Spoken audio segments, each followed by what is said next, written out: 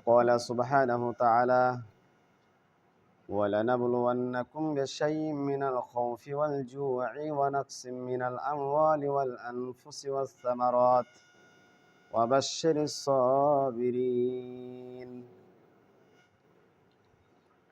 উপস্থিত সম্মানিত ইসলাম দরদি ইসলাম পিপাসু ভাতৃমণ্ডলী, সমস্ত প্রশংসা সমস্ত গুণগান সেই মহান আল্লাহ রাব্বুল আলামিনের নিমিত্তে, যে মহান আল্লাহ সুবহানাহু তাআলার অশেষ কৃপায় আমরা পবিত্র জুমআর দিনে সলাতুল জুমআ আদায় করার উদ্দেশ্যে মসজিদে আসতে পেরেছি। আল্লাহ রাব্বুল আলামিন আমাদের তৌফিক এনায়েত করেছেন। এই জন্যে মহান আল্লাহ রাব্বুল আলামিনের শুকরিয়া আদায় করছি। আমরা সকলে এক বাক্যে বলি আলহামদুলিল্লাহ। অতঃপর দরুদ ও সালাম অবতীর্ণ হোক তার প্রেরিত রাসূল মুহাম্মদ মুস্তাফা সাল্লাল্লাহু আলাইহি ওয়াসাল্লামের উপর। আল্লাহুম্মা আমিন, আল্লাহুম্মা সাল্লি আলাইহি, আল্লাহুম্মা বারিক আলাইহি। সম্মানিত মসজিদের মুসল্লি, আমি আপনাদের সামনে সূরাতুল বাকারার সূরা নম্বর 2 আয়াত নম্বর 155 তেলাওয়াত করেছি। এই আয়াতটিকে সম্মুখে রেখে এবং দ্বিতীয় খুতবায় ইনশাআল্লাহ শাওয়াল মাসের 6টি সিয়াম সম্পর্কে কিছু বলার চেষ্টা করব। মহান আল্লাহ সুবহানাহু তাআলা পবিত্র কোরআনে বিভিন্ন সময় বিভিন্ন জাতির উপরে গজব নাজিল করেছেন। বিভিন্ন জাতির উপরে আল্লাহ রাব্বুল আলামিন গজব নাজিল করেছেন তাদের পাপের কারণে। জালেম শাসককে আল্লাহ রাব্বুল আলামিন ধ্বংস করেছেন যখন তারা মুসলমানদের উপরে এবং নবীদের উপরে অত্যাচার করেছে, কখনো ঘুমন্ত অবস্থায়, কখনো জীবিত অবস্থাতে। আজকে আমরা ভারতবর্ষের মানুষ, অত্যাচারী শাসক আমাদের প্রতি অত্যাচার করছে, আমরা অত্যাচারের শিকার। আমরা হলাম মাজলুম মানুষ। এবং ওয়াকাফ সম্পত্তি, এটা নিয়ে আমরা যথেষ্ট খবর রেখেছি, আমাদের প্রত্যেকের কাছে খবর আছে যে ওয়াকাফ সম্পত্তি তারা হাতিয়ে নিতে চাইছে এবং বিল পাস হয়ে গেছে অলরেডি। ওয়াকফ শব্দের অর্থ হচ্ছে আসলে দান করা, হেবা করে দেওয়া। মুসলমানদের আস্থাবর জমি যা আল্লাহ রাব্বুল আলামিনের রাস্তায় দান করা হয়েছে, মসজিদ, মাদ্রাসা, কবরস্থান, এগুলো তারা দখল নিতে চাইছে এবং বিল পাস হয়েছে। এখন আমরা সারা ভারতবর্ষের মুসলমানরা এটা নিয়ে চিন্তিত আর চিন্তারই বিষয়। অনেক জায়গাতে আন্দোলন হচ্ছে, পথ অবরোধ হচ্ছে, মিছিল হচ্ছে, কিন্তু এগুলো আসলে সমাধানের পথ নয়। কেন আল্লাহ রাব্বুল আলামিন মুসলমানদের উপরে জুলুম অত্যাচারগুলো চাপিয়ে দেন? এর কারণটা কি? সাধারণত আল্লাহ রাব্বুল আলামিন পৃথিবীতে গজব নাজিল করেন মানুষের পাপের কারণে। পৃথিবীতে 2টি কারণে গজব আসে। আল্লাহ রাব্বুল আলামিনের পক্ষ থেকে 2টি কারণে গজব আসে। এক, মানুষের পাপের দরুন। মানুষ যখন সীমালঙ্ঘন শুরু করবে, পৃথিবীতে চরমভাবে যখন পায়তরামো শুরু হয়ে যাবে, মানুষের সীমালঙ্ঘন শুরু হবে, তখন আল্লাহ রাব্বুল আলামিন জাতির উপরে গজব প্রেরণ করেন বিভিন্ন রকমভাবে। অনেক সময় আল্লাহ রাব্বুল আলামিন মানুষকে পরীক্ষা করার কারণে, ইমানের আজমায়েশ করার কারণে আল্লাহ রাব্বুল আলামিন পৃথিবীতে গজব নাজিল করে থাকেন। মহান আল্লাহ সুবহানাহু তাআলা পবিত্র কোরআনের সূরা আল বাকারার 155 নম্বর আয়াতে উল্লেখ করেছেন, ওয়ালা নাবলুওয়ান্নাকুম বিশাইয়্যিম মিনাল খাউফি ওয়াল জু'i ওয়া নাকসিম মিনাল আমওয়ালি ওয়াল আনফুসি ওয়াস সামারাত ওয়া বাশশিরিস সাবিরিন। আমি তোমাদিগকে অবশ্যই পরীক্ষা করব। আল্লাহ তাআলা তিনি নিজে বলছেন, ওয়ালা নাবলুওয়ান্নাকুম বিশাইয়্যিম মিনাল খাউফি ওয়াল জু', আমি তোমাদিগকে অবশ্যই পরীক্ষা করব কিছুটা ভয় এবং ক্ষুধার মাধ্যমে। ভয় দেখিয়ে ভীত সন্ত্রস্ত করে দিয়ে এবং ক্ষুধার মাধ্যমে আমি তোমাদেরকে পরীক্ষা করব, আজমায়েশ করব। ওয়া নাকসিম মিনাল আমওয়ালি ওয়াল আনফুসি ওয়াস সামারাত, এবং জানমালের ক্ষতি করে দিয়ে, জানমালের ক্ষতি করে ফল ফসল বিনষ্টের মাধ্যমে আল্লাহ রাব্বুল আলামিন তিনি বলছেন যে আমি জানমালের ক্ষতি করে এবং ফল ফসল বিনষ্টের মাধ্যমে আমি তোমাদেরকে পরীক্ষা করব। ওয়ালা নাবলুওয়ান্নাকুম বিশাইয়্যিম মিনাল খাউফি ওয়াল জুই ওয়া নাকসিম মিনাল আমওয়ালি ওয়াল আনফুসি ওয়াস সামারাত ওয়া বাশশিরিস সাবিরিন, তবে হে নবী আপনি ধৈর্যশীল মানুষদেরকে সুসংবাদ দিন, ধৈর্যশীল মানুষদেরকে সুসংবাদ দিন। অত্র আয়াতে মহান আল্লাহ সুবহানাহু ওয়া তাআলা বিশেষভাবে 4টি বিষয় উল্লেখ করেছেন। আল্লাহ তাআলা 4টি বিষয় উল্লেখ করেছেন যে আমি তোমাদেরকে পরীক্ষা করব ভয় দেখিয়ে, ক্ষুধার্ত করে এবং জানমালের ক্ষতি করে এবং ফল ফসল বিনষ্টের মাধ্যমে। এখন আমরা ভারতবর্ষের মানুষ, বিশেষ করে মুসলমানরা, আমরা সংখ্যালঘু মুসলিম, আমরা রাস্তাতে নামতে ভয় পাই, ট্রেনে বাসে সফর করতে আমরা ভয় পাই, কে জানি কার পাল্লায় কখন পড়ব, আর জোরপূর্বক আমাদেরকে জয় শ্রীরাম বলতে বাধ্য করবে, এই নাপাক শব্দ বলতে বাধ্য করবে, আর না বললে আমাদের ওপর শুরু হবে অত্যাচার, জুলুম, পিটুনি। ভারতবর্ষে কত মুসলমানদেরকে পিটিয়ে মারা হলো, হত্যা করা হলো। বিভিন্ন রাজ্যে মুসলমানদেরকে, কত হাফেজ, কত মাওলানাকে মেরে দেওয়া হলো। জীবিত মানুষকে কিল, ঘুষি, লাথি মেরে অনেক ব্যক্তিকে শেষ করে দেওয়া হলো, যা আমরা দেখেছি বিভিন্ন রাজ্যে। আজকে আমাদের পশ্চিমবঙ্গ, যেখানে এখনও ওই অত্যাচারী শাসক, বিশেষ করে কেন্দ্রীয় সরকার কেন্দ্রে আছে কিন্তু আমাদের রাজ্যে আসেনি। আমাদের রাজ্য সরকার তৃণমূল, কিন্তু বিজেপিদের যে তাণ্ডব লীলা, এটা কিন্তু সারা বিশ্বে, বিশেষ করে ভারতবর্ষে চলছে, সারা ভারতবর্ষে চলছে, এবং পশ্চিম বাংলাও কিন্তু এর থেকে কোনো কম নয়, মুক্ত নেই। সুতরাং এই মুহূর্তে আমাদের বাঁচার পথ কি? আমরা ভীত সন্ত্রস্ত এবং আমরা মুসলিমরা মাজলুম। এখান থেকে আমাদের বাঁচার উপায় কি?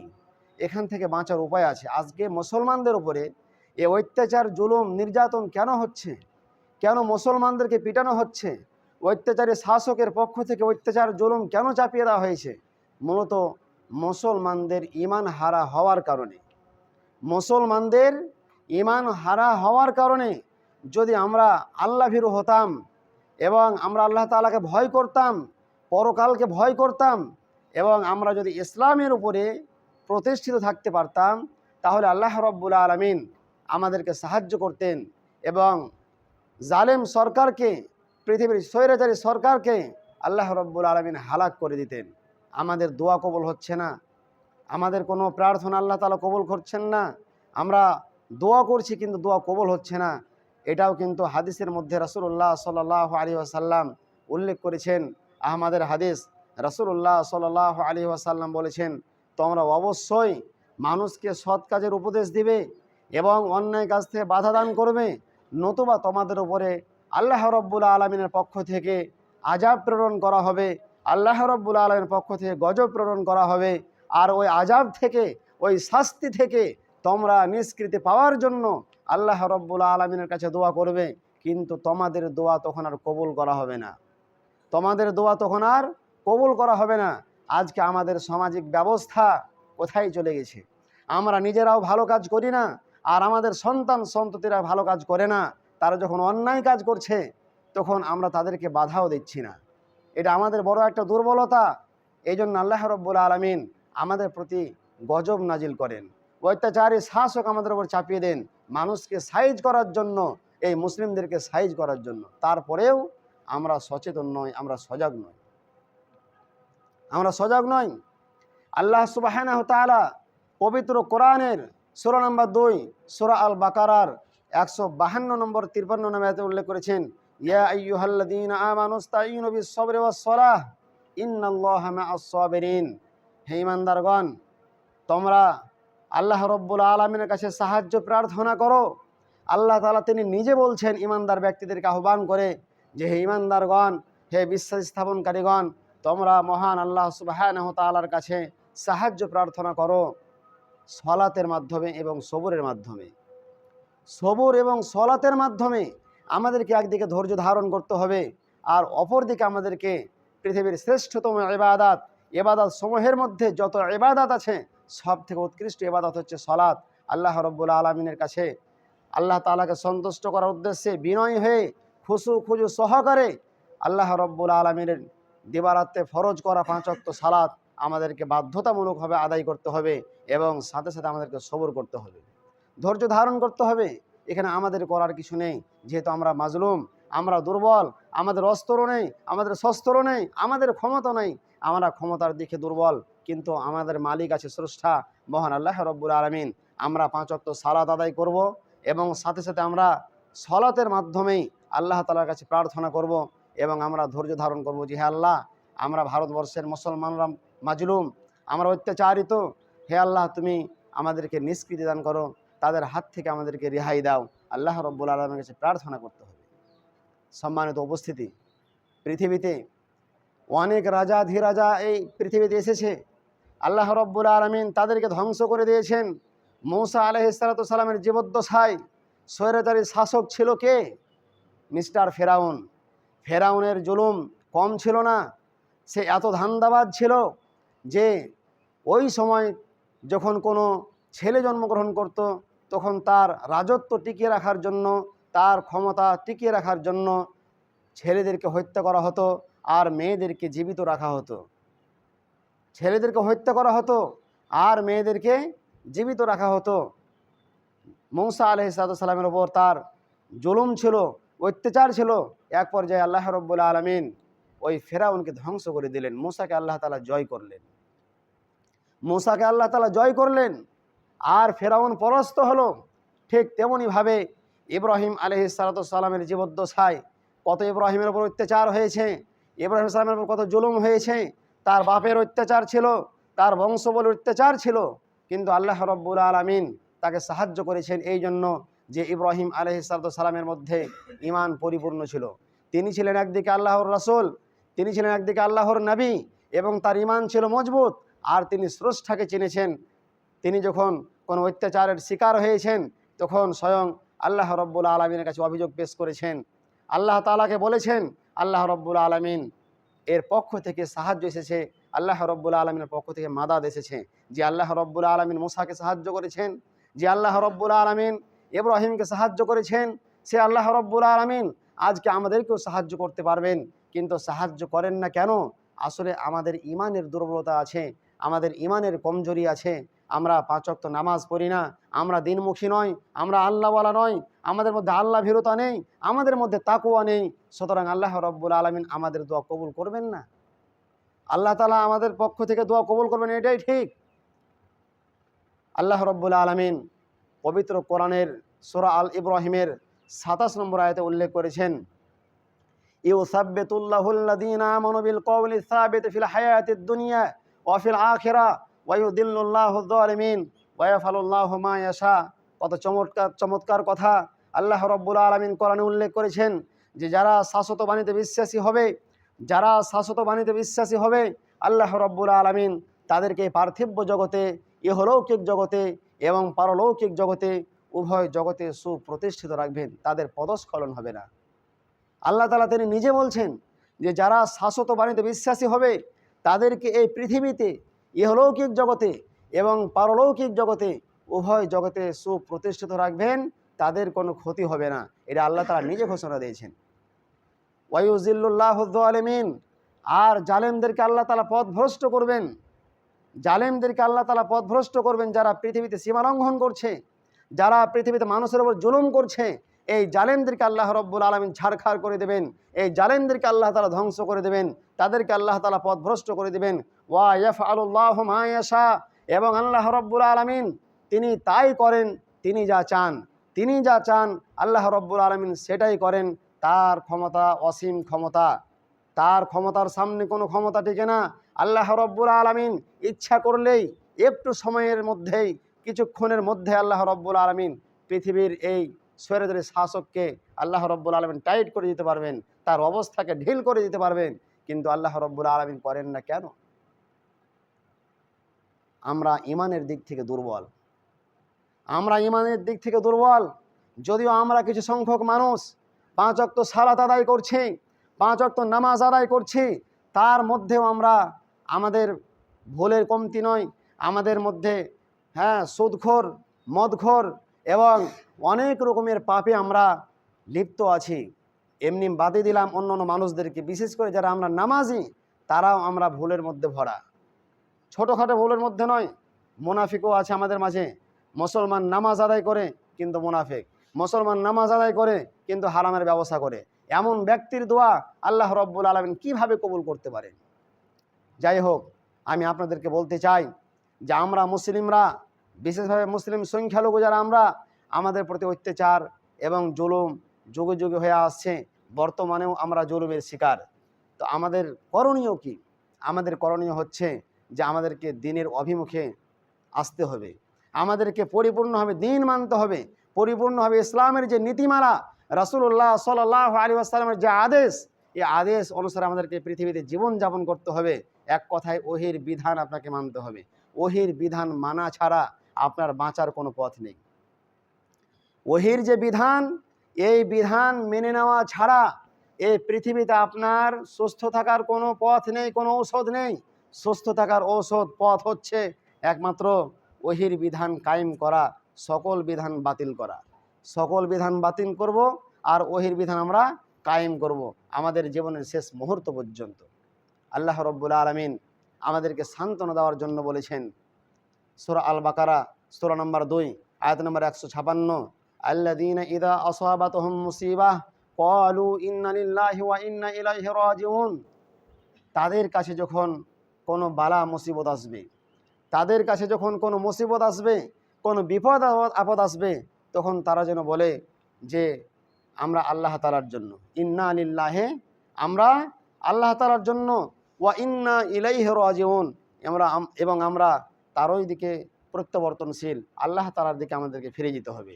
মুসিবত আল্লাহ তাআলার পক্ষ থেকে আসে, মুসিবত এটা আল্লাহ তাআলার পক্ষ থেকে আসে, এটা আল্লাহ তাআলার পক্ষ থেকে আসে। সুতরাং আমাদের কাছে যখন বিপদ আপদ আসবে, মুসিবত আসবে, তখন আমাদেরকে ধৈর্য ধারণ করতে হবে আর আমাদেরকে সলাত বেশি বেশি করে আদায় করতে হবে।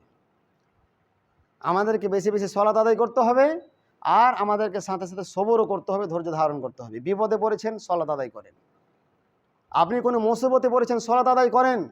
যখন ইব্রাহিম আলাইহিস সালাম তার স্ত্রীকে উপত্যকায়, মক্কার উপত্যকায় যখন রেখে গেলেন এবং অত্যাচারী শাসক যখন তাকে আক্রমণ করতে চাইল, তখন তিনি বলেছিলেন যে আল্লাহ তাআলার কাছে ফরিয়াদ করে এবং বাদশাকে বলেছিলেন যে আমাকে একটু সুযোগ দেওয়া হোক, আমি 2 রাকাত সলাত আদায় করি। দেখুন, ইব্রাহিমের স্ত্রী বিপদে পড়েছেন, বিপদে পড়ে তিনি সলাত আদায় করলেন।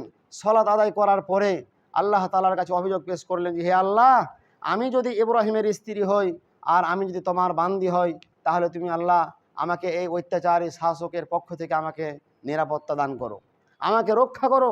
সঙ্গে সঙ্গে ওই স্বৈরাচারী শাসক অজ্ঞান হয়ে পড়ে গেছে। সঙ্গে সঙ্গে স্বৈরাচারী শাসক অজ্ঞান হয়ে পড়ে গেছে এবং হাদিসের ভাষা এসেছে যে তার হাতের আঙ্গুলগুলো এইভাবে বাঁকিয়ে গিয়েছিল।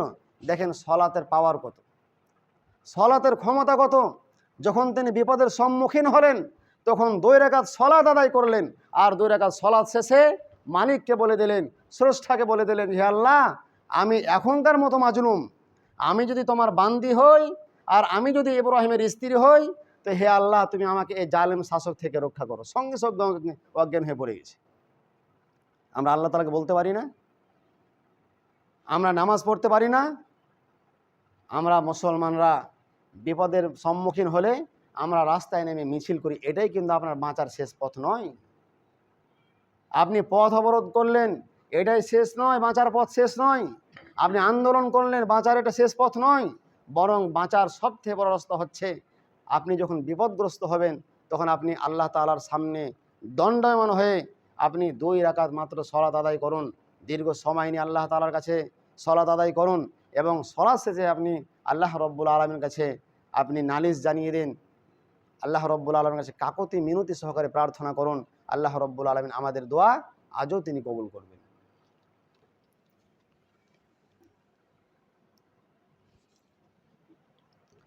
আলহামদুলিল্লাহি রাব্বিল আলামিন ওয়াসসালাতু ওয়াসসালামু আলা আশরাফিল আমবিয়া ওয়াল মুরসালিন নবিয়িনা মুহাম্মদ ওয়া আলা আলিহি ওয়া সাহবিহি আজমাইন আম্মা বাদ। সম্মানিত উপস্থিতি, আমি আপনাদেরকে এতটাই বলতে চাই যে আজকে আমরা সত্যিকার অর্থে ভারতবর্ষের মানুষেরা অত্যাচারের শিকার এটা আমরা হারে হারে টের পাচ্ছি। এখন আমরা কিভাবে বাঁচব, কিভাবে আমরা জীবনযাপন করব, কিভাবে আমরা আমাদের অকাপ সম্পত্তি ফিরিয়ে পাবো, এটা নিয়ে আমরা চিন্তিত। দেখুন, আপনি আল্লাহ রব্বুল আলমের প্রতি বিশ্বাস রাখুন, আস্থা রাখুন এবং আপনি বিনয়ী হন, চরিত্রবান হন, তাকওয়াশীল হন, আর আল্লাহ রব্বুল আলমের কাছে আপনি আপনার সমস্ত অভিযোগ পেশ করুন। ইনশাআল্লাহ আল্লাহ রব্বুল আলমিন আমাদেরকে সাহায্য করবেন, আল্লাহ রব্বুল আলমিন আমাদেরকে মাদাদ করবেন। যুগে যুগে কালে কালে ইতিহাস সাক্ষী আছে, আল্লাহ তাআলার একনিষ্ঠ খাস বান্দা যারা ছিল তাদেরকে আল্লাহ রব্বুল আলমিন সাহায্য করেছেন। হে আল্লাহ, এই মেম্বারের উপর দাঁড়িয়ে তোমার কাছে প্রার্থনা রাখছি, হে আল্লাহ, তুমি যেমন মূসাকে সাহায্য করেছ সেইভাবে তুমি আমাদেরকে সাহায্য করো। হে আল্লাহ, তুমি যেমন ইব্রাহিমকে সাহায্য করেছ, হে আল্লাহ, তুমি আমাদেরকে সেভাবে সাহায্য করো। অন্য অন্য নবীদেরকে তুমি যেভাবে সাহায্য করেছ অত্যাচারী শাসকের মোকাবেলায়, আল্লাহ তুমি সেভাবে আমাদেরকে সাহায্য করো এবং পৃথিবীর জালেম শাসকদেরকে আল্লাহ তুমি শাস্তি দিয়ে তাদেরকে ধ্বংস করে পৃথিবী থেকে ধূলিসাৎ করে দাও। আল্লাহুম্মা আমিন। পরিশেষে আমি আপনাদেরকে বলতে চাই যে আমরা এমন একটা মাসে অবতরণ করেছি, এই মাসটির আরবি নাম হচ্ছে শাওয়াল মাস। এই মাসের কিছু করণীয় এবং বর্জনীয় আছে। সময় মাত্র 5 মিনিট, দীর্ঘ সময় বক্তব্য রাখার কোনো সুযোগ নেই। এই মাসের কিছু সুন্নাহ আছে, এই মাসের কিছু সুন্নতি নিয়ম আছে এবং ফজিলতপূর্ণ একটি মাস। যেমন রমজান মাসের একটা বিশেষ ফজিলত ছিল, এই মাসেরও ঠিক একটা ফজিলত আছে। আর আমরা অনেক সময় নফল ইবাদতের গুরুত্ব দিই না, নফল ইবাদতের আমরা গুরুত্ব দিই না। নফল ইবাদতের কিন্তু গুরুত্ব আছে, নফল ইবাদতেরও গুরুত্ব আছে। ফরজ ইবাদত ছাড়লে মানুষ কাফের হওয়া না হওয়া এটা নিয়ে ইখতিলাফ আছে, কিন্তু ফারজিয়াত অস্বীকার করলে কাফের হয় অবশ্যই। কিন্তু নফল ইবাদত এরও একটা গুরুত্ব আছে। আমরা পারতপক্ষে নফল ইবাদতগুলো পালন করার চেষ্টা করব। কারণ আপনার ধরেন কথার কথা যে কিছু নেকি জান্নাতে যাওয়ার জন্য আপনার কমে গেল, কিছু নেকি লাগবে যা আপনার জান্নাতে যাওয়ার জন্য যথেষ্ট নয়, কিন্তু কিছু নেকি যদি আপনি নফল ইবাদতের মাধ্যমে করে রাখেন তো হতে পারে এই নফল ইবাদতের কারণে আপনি জান্নাতে চলে যাবেন। সুতরাং নফলকে আপনি নফল মনে করবেন না, এটাকে কোনো সময় কম মনে করবেন না, বরং এটা আপনার জন্য কিয়ামতের দিনে অতিরিক্ত হবে। ওজনে পাল্লায় যখন সামান্য নেকি কমে যাবে তখন এই নফলটা চাপিয়ে দেওয়া হবে। সুতরাং নফলকে আপনি কম মনে করবেন না। এই জন্য নবী করিম সাল্লাল্লাহু আলাইহি ওয়াসাল্লামের একটি প্রসিদ্ধ হাদিস সাহিহ বুখারীর মধ্যে উল্লেখ আছে। রাসূলুল্লাহ সাল্লাল্লাহু আলাইহি ওয়াসাল্লামের প্রখ্যাত সাহাবী আবু সাঈদ খুদরি রাদিয়াল্লাহু তাআলা আনহু হাদিসটি বর্ণনা করেছেন। সাহিহ বুখারীর 2843 নম্বর হাদিস। আন আবি সাঈদ আল খুদরি রাদিয়াল্লাহু তাআলা আনহু قال قال رسول الله صلى الله عليه وسلم من صام يوما في سبيل الله بعد الله وجهه عن النار 70 খরিফা। আবু সাঈদ রাদিয়াল্লাহু তাআলা আনহু তিনি বলছেন, নবী করিম সাল্লাল্লাহু আলাইহি ওয়াসাল্লাম বলেছেন, যে ব্যক্তি শুধুমাত্র একদিন, মান সামা ইয়াওমান, যে ব্যক্তি শুধুমাত্র নিছক আল্লাহ তাআলাকে সন্তুষ্ট করার উদ্দেশ্যে, আল্লাহ রব্বুল আলামিনকে খুশি করার উদ্দেশ্যে মাত্র একটা দিন সিয়াম পালন করবে। মান সামা ইয়াওমান ফি সাবিলিল্লাহ, যে ব্যক্তি আল্লাহ তাআলাকে সন্তুষ্ট করার উদ্দেশ্যে মাত্র একটা দিন সিয়াম পালন করবে, বাআদাল্লাহু ওয়াজহাহু আনিন নারি 70 খরিফা, তার মুখমণ্ডলকে জাহান্নামের আগুন থেকে 70 বছরের পথ দূরে সরিয়ে দেবে। সুবহানাল্লাহ ওয়া বিহামদিহি। একটা নফল সিয়ামের গুরুত্ব কত! তাহলে যারা এই রমজান মাসের 30টি 29টি সিয়াম পালন করেছেন আল্লাহ তাআলাকে সন্তুষ্ট করার উদ্দেশ্যে, ও যে জাহান্নাম থেকে কত দূরে চলে গেছে আল্লাহ জানেন, আল্লাহ ভালো জানেন, এটা আমি বলতে পারবো না। একটা সিয়ামের ফজিলত যদি এত হয় তাহলে রমজান মাসের সিয়ামের ফজিলত কত! জাহান্নাম থেকে তাকে কত দূরে সরিয়ে দেওয়া হয়েছে, লক্ষ লক্ষ কোটি কোটি মাইল দূরে সরিয়ে দেওয়া হয়েছে। একটা নফল সিয়ামের দেখুন ফজিলত কত। আল্লাহ রাসূল বলছেন যে ব্যক্তি নিছক শুধুমাত্র আল্লাহ তাআলাকে সন্তুষ্ট করার উদ্দেশ্যে একটা দিন রোজা রেখেছে, সিয়াম পালন করেছে, তার মুখমণ্ডলকে জাহান্নামের আগুন থেকে 70 বছরের পথ দূরে সরিয়ে দেওয়া হবে। সুতরাং শাওয়াল মাসে, এই মাসে কিন্তু গুরুত্বপূর্ণ 6টি সিয়াম আছে। এই মাসে গুরুত্বপূর্ণ শাওয়াল মাসের 6টি সিয়াম আছে। আমরা প্রত্যেকেই চেষ্টা করব এই শাওয়াল মাসের 6টি সিয়াম পালন করার ইনশাআল্লাহ। সম্মানিত উপস্থিতি, এখন কথা হচ্ছে যে আমরা এই শাওয়াল মাসের সিয়ামটা কবে রাখব। অনেকের জিজ্ঞাসা যে এটা কি একদিন গ্যাপ দিয়ে দিয়ে রাখা যায়, না ধারাবাহিকভাবে আমাদেরকে 6টি সিয়াম রাখতে হবে, এটা একটা মানুষের কোয়েশ্চেন। আরও একটা কোয়েশ্চেন যে অনেক ব্যক্তির বিশেষ কারণে রমাজান মাসের সিয়াম কাজা হয়েছে, 4টা 5টা, বিশেষ করে মহিলাদের বাকি থাকার কথা, নারীদের বিশেষ করে বাকি আছে। আর পুরুষের যদি বাকি থেকে থাকে, হয় রোগের কারণে বাকি আছে, অথবা মুসাফির ছিল, সফরে ছিল, যার কারণে বাকি হয়ে আছে। তো এখন রমাজান মাসের সিয়াম বাকি আছে, তাহলে এক্ষেত্রে আগে আমরা রমাজানের সিয়ামটা আদায় করব, না শাওয়াল মাসের 6টা সিয়াম পালন করব, তারপরে রমাজান মাসের সিয়াম পালন করব? এটা একটা ভালো কোয়েশ্চেন। তো এক্ষেত্রে 2টি মত আছে। বিশেষভাবে আমি আত-তাহারিক একটা পত্রিকা এবং গবেষণামূলক পত্রিকা বহুদিন আগে পড়েছি, কিন্তু মনে আছে আমার, বহুদিন আগে পড়েছি। পত্রিকা এখন আর এই এলাকাতে আছে কিনা জানি না, আমি আর পত্রিকা নিই না। আমার এক গাদা পত্রিকা আছে আত-তাহারিক, এখনও আছে। তার নতুনভাবে বিগত 5-10 বছর থেকে আর পড়া নাই, আগে পড়েছি, অনেক পড়েছি। তো এখানে আত-তাহারিক একটা ফতোয়া উল্লেখ করা হয়েছে যে শাওয়াল মাসের সিয়াম যেহেতু শাওয়াল মাসেই রাখতে হবে, সুতরাং রমজান মাসের সিয়াম যদি কাজা থাকে তো ওটা 11 মাস সময় আছে। 11 মাস ধরে রমজান মাসের সিয়াম পালন করা, কাজা আদায় করার সময় আছে। কিন্তু শাওয়াল মাসে তো আর সিয়াম অন্য মাসে গিয়ে রাখা যাবে না, এই জন্য রমজান মাসের কাজা আছে থাক, আগে শাওয়াল মাসের সিয়াম 6টা আদায় করে নেবে, তারপরে অন্য মাসে আস্তে আস্তে রমজানের যে বাকি সিয়াম আছে সে সিয়ামগুলো আদায় করবে। এটা হচ্ছে আত-তাহারিকের ফতোয়া। কিন্তু আমি এ বিষয়ে বিস্তারিত গবেষণা করেছি এবং হাইয়াত কেবারুল ওলামাদের বক্তব্য দেখেছি। এ বিষয়ে স্পষ্ট মত এবং রাজেহ কওয়াল এবং প্রাধান্যযোগ্য মত হচ্ছে এটাই। আবি আইয়ুব আনসারী রাদিয়াল্লাহু তাআলা আনহু কর্তৃক হাদিসটি বর্ণিত হয়েছে সহিহ মুসলিমের মধ্যে, হাদিস নাম্বার 2843। আনাবি আইয়ুব আল আনসারী রাদিয়াল্লাহু তাআলা আনহু ক্বালা রাসূলুল্লাহ সাল্লাল্লাহু আলাইহি ওয়াসাল্লাম। আবু আইয়ুব আনসারী রাদিয়াল্লাহু তাআলা আনহু তিনি বলছেন, রাসূলুল্লাহ সাল্লাল্লাহু আলাইহি ওয়াসাল্লাম বলেছেন, মান সামা মিন শাওয়ালিন সিত্তান, যে ব্যক্তি শাওয়াল মাসের 6টি সিয়াম পালন করলো, মান সামা রমাজানা, যে ব্যক্তি রমজান মাসে সিয়াম পালন করলো, অতঃপর সুম্মা আতবাহু সিত্তান মিন শাওয়ালিন, শাওয়াল মাসের 6টি সিয়ামকে তার অনুগামী করলো। তার মানে যে ব্যক্তি রমজান মাসে সিয়াম পালন করলো এবং শাওয়াল মাসের 6টি সিয়াম আদায় করলো, সিয়াম 6টি আদায় করলো শাওয়াল মাসের, ফাকানা সিয়াম ও সিয়ামুদ্দাহার, সেই জন্য পুরো বছর সিয়াম পালন করলো। দেখেন একটা সিয়ামের ফজিলত কত, 6টা সিয়ামের ফজিলত কত। তাহলে হাদিসের পরিভাষা হচ্ছে যে ব্যক্তি রমজান মাসের সিয়াম সম্পূর্ণ করলো, সুম্মা আতবাহু সিত্তান মিন শাওয়ালিন, অতঃপর শাওয়াল মাসের 6টি সিয়ামকে তার অনুগামী করলো, মানে রমজান মাসের সিয়াম কমপ্লিট, তারপরে শাওয়াল মাসের 6টি সিয়াম আদায় করলো, তার পেছনে লাগালো, তাহলে সেজন্য কা সিয়ামিদ দাহার, পুরো বছরটাই সিয়াম পালন করলো, 1 বছর রোজা রাখলো।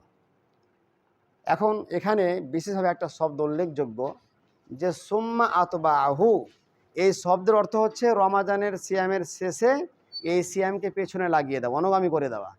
তো যার রমাজানের সিয়াম বাকি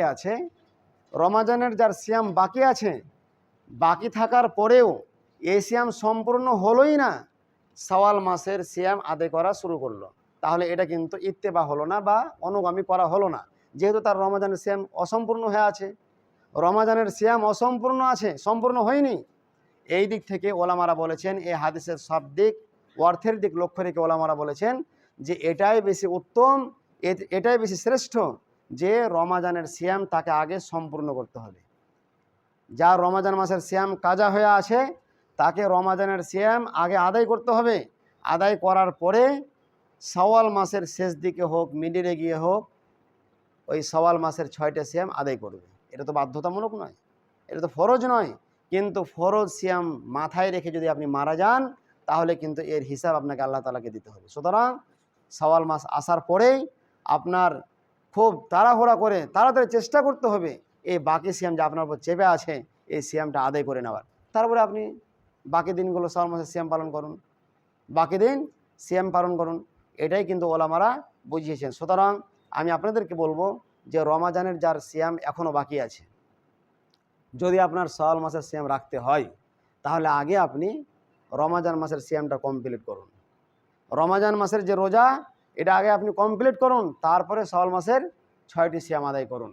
আমি পরিশেষে মহান আল্লাহ রব্বুল আলমীর কাছে দোয়া করব, হে আল্লাহ রব্বুল আলমিন, তুমি আমাদেরকে ফরজ ইবাদাতের সাথে সাথে নফল ইবাদাত এবং মুস্তাহাব যে আমলগুলো আছে আমরা যেন এগুলোকে আঁকড়ে ধরতে পারি এবং নফল ইবাদাতের ক্ষেত্রেও যেন আমরা উদ্যোগী হতে পারি, বেশি বেশি ইবাদত বান্দি করতে পারি। হে আল্লাহ রব্বুল আলমিন, তুমি আমাদেরকে তার তৌফিক দান করো।